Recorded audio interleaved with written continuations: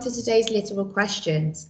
In this video, we are going to be answering some literal questions on the second chapter of the BFG. So without further ado, let me open up my PowerPoint so we can get started with our starter activity. Okay, so, oopsie daisy. Here we have the big friendly giant and we have our literal questions. So starting off, your vocabulary activity is to, using the words that we've learned yesterday, you have to insert them into the correct place. I can read you the sentences, and after I've read it, you might want to pause it after these 3 sentences so that you can actually put them in. Number 1, the fierce ravenous tiger through the jungle leaves stalking its prey. 2, Katie money from the cash machine so that she could shop in Westfields. 3, the small boy tried to get a of the new president bus through the bustling crowds. Pause the video now so that you can answer those questions.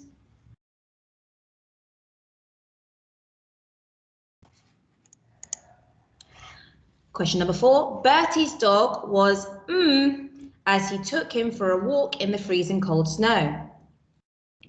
5, Captain Jack took a small as he walked the plank. Question 6, the police officer fined Millie for riding her bike on the Pause the video now so that you can answer those questions. Okay, just to go through the answers.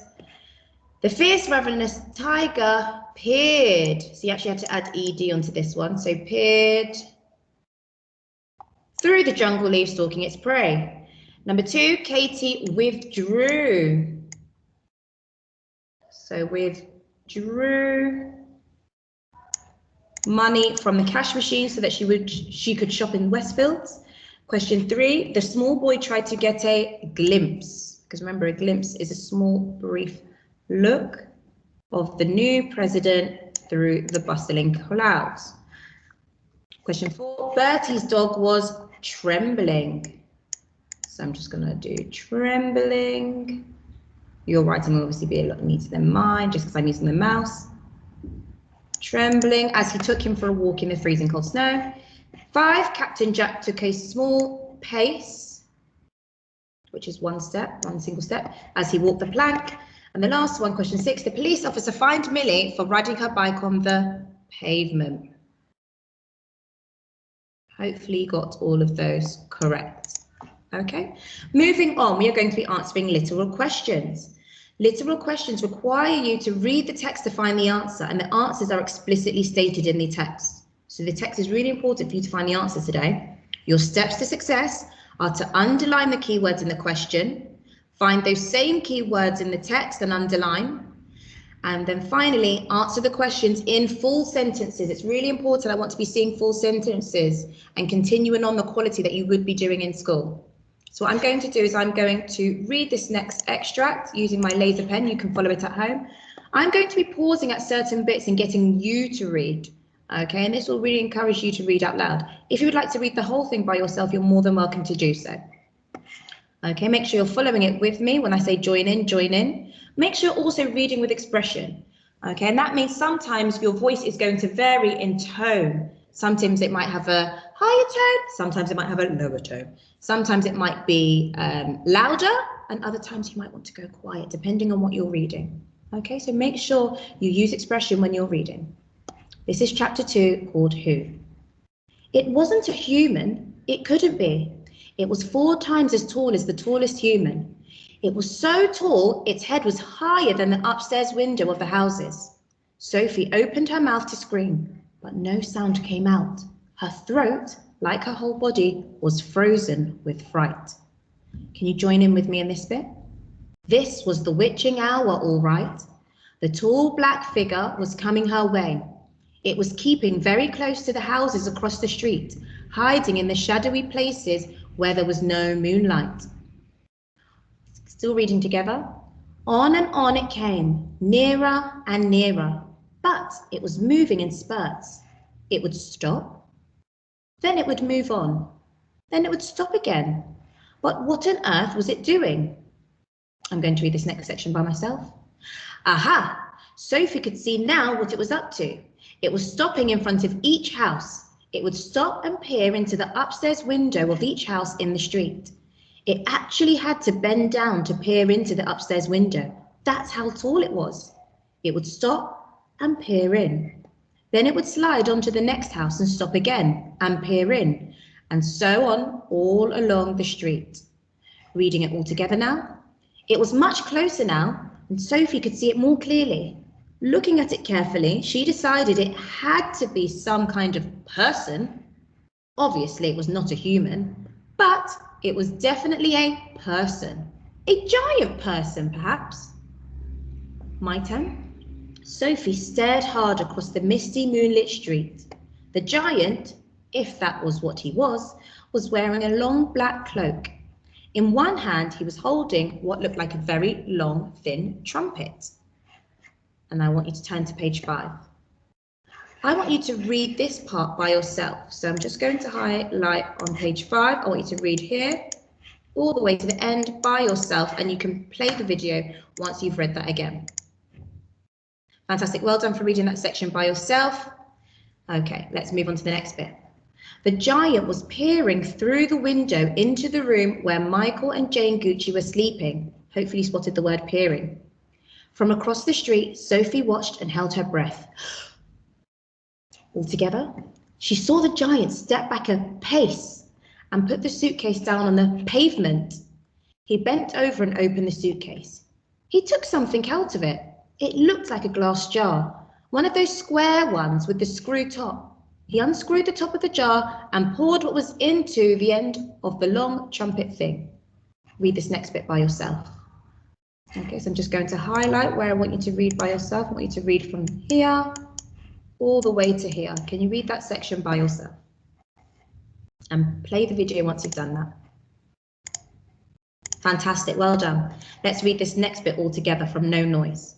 No noise came out, but it was obvious to Sophie that whatever had been in the jar had now been blown through the trumpet into the Gucci children's bedroom. What could it be? As the giant withdrew the trumpet from the window and bent down to pick up the suitcase, he happened to turn his head and glance across the street. By myself. In the moonlight, Sophie caught a glimpse of an enormous, long, pale, wrinkly face with the most enormous ears. The nose was as sharp as a knife, and above the nose there were 2 bright flashing eyes, and the eyes were staring straight at Sophie. There was a fierce and devilish look about them. And let's read this last bit all together. Sophie gave a yelp and pulled back from the window. She flew across the dormitory and jumped into her bed and hid under the blanket. And there she crouched, still as a mouse and tingling all over. Fantastic. We have now read our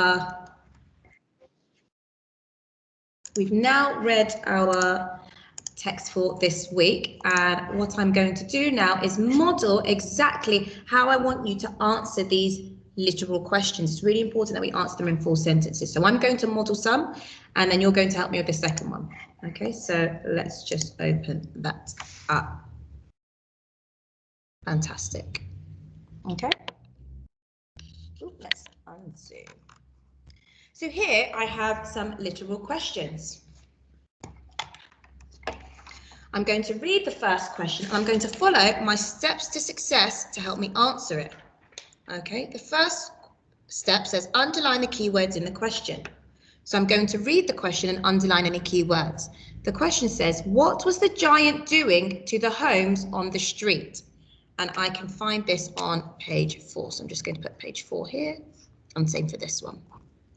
Now again, following my key steps, underline the keywords in the question. What was the giant doing to the homes on the street? Well, if I'm looking for any keywords, I know I'm going to be looking for what the giant was doing.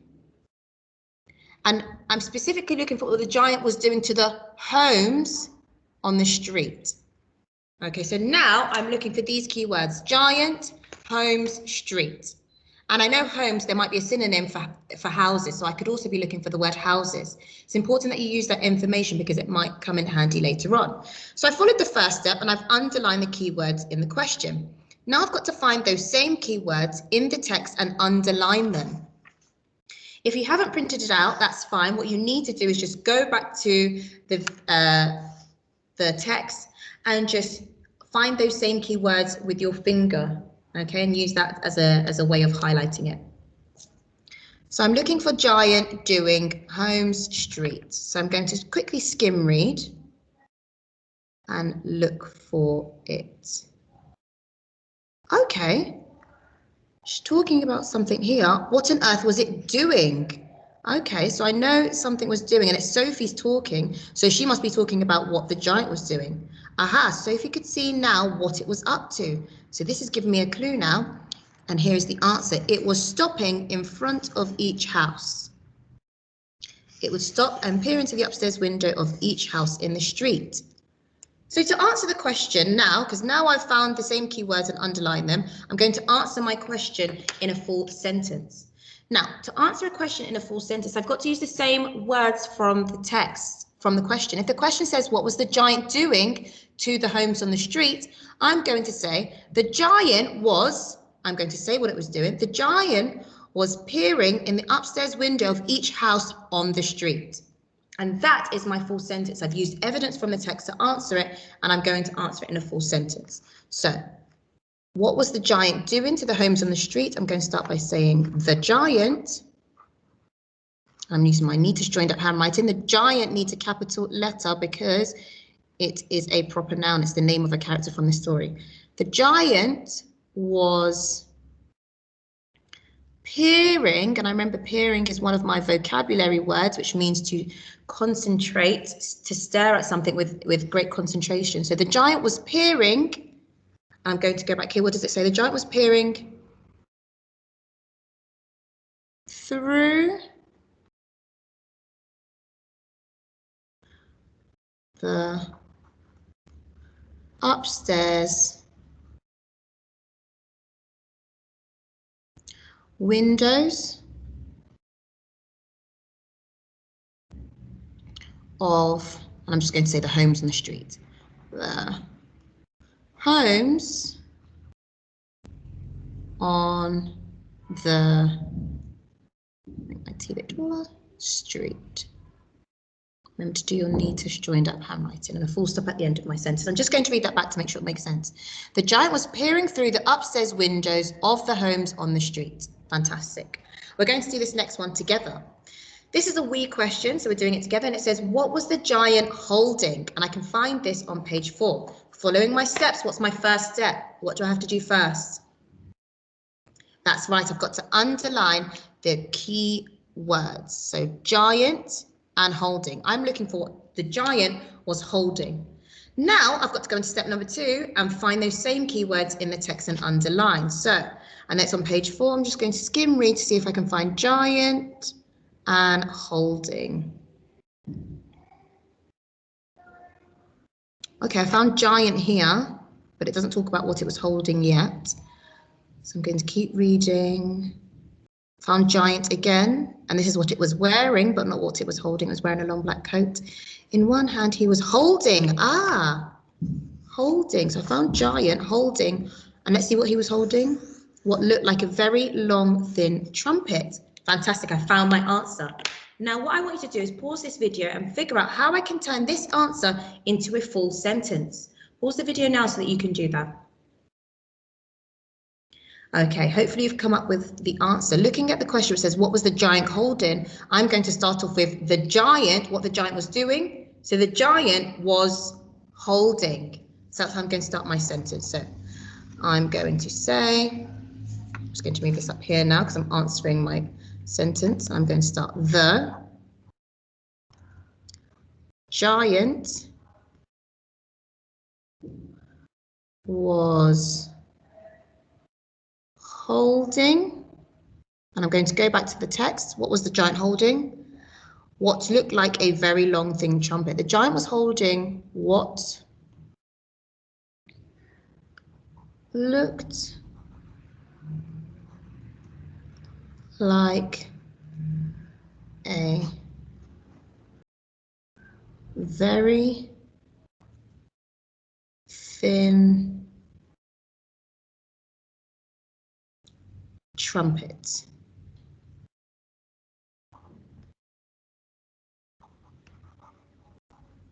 I'm just going to read my answer again. In one hand, he was holding what looked like a very long, thin trumpet. Okay, so I can see I've missed a word there. If you want to leave lines, you can. I'm just going to add long in there. Fantastic. I'm going to read my answer again to make sure I'm happy with it. The giant was holding what looked like a very long, thin trumpet. Fantastic. I'm happy with that. So that's exactly how I want you to be answering the questions today when you're doing the literal sentences. So what I'm going to do is I'm just going to go back to our slides and I'm going to show you the questions that we are going to be focusing on. Okay, so let's just go from this slide. Question number 1, where did the giant hide as it was coming Sophie's way? You can find this on page 4. Question 2, why did the giant move in spurts? You can find this on page 4. Pause the video so you can answer those questions before moving on to the next ones. Question 3, find the expanded noun phrase that describes the street. You can find the answer on page 4. Remember, an expanded noun phrase is 2 adjectives that describes a noun. Question 4, where did the Guccis live? You can find this on page 5. Pause the video so that you can answer those questions. Question 5, true or false? The giant poked the trumpet through the downstairs windows. You can find the answer on page 6. And lastly, the challenge, write a short paragraph in the form of a diary entry as if you were Sophie seeing the giant for the very first time. Okay.